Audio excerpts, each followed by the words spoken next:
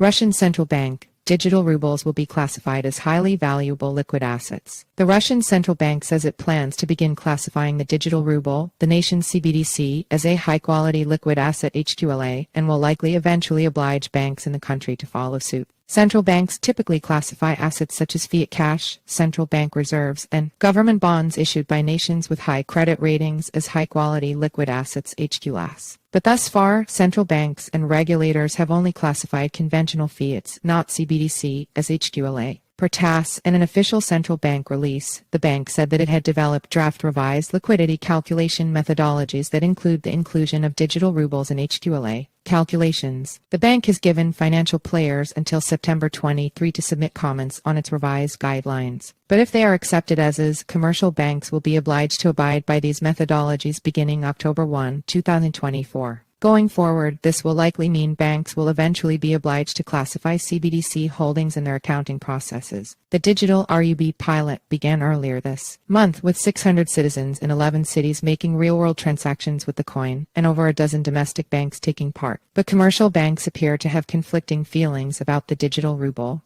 and this latest move may give them yet more reason for skepticism. In a 2022 article for the central banking think tank the Official Monetary and Financial Institutions Forum, the economist Ruth Wannerfer wrote, CBDC transformations create chances for a cross-border payments overhaul. She explained, there is a strong case for moving cross-border flows away from correspondent banks using costly commercial credit to payments using high-quality liquid assets secured by central bank reserve funds. Wannerfer added that such a system would enable banks to exchange central bank reserves-backed liquidity between themselves in different currencies without that liquidity needing to move over local real-time gross settlement rails. This, she remarked, would help avoid the need for banks to extend commercial credit to one another and would mean that transactions could be considered HQLA. Whether or not the Russian central bank agrees with such sentiments is not clear, but what is almost certain is the fact that the bank wants to use its token in cross-border scenarios as soon as possible. Traditional Moscow allies such as Belarus and Kazakhstan have begun work on their own digital fiats. Minsk explicitly stated that its own coin will also be used in cross-border deals. Russia's central bank has claimed that its digital fiat will roll out nationwide between 2025 and 2027. Russian digital ruble progress.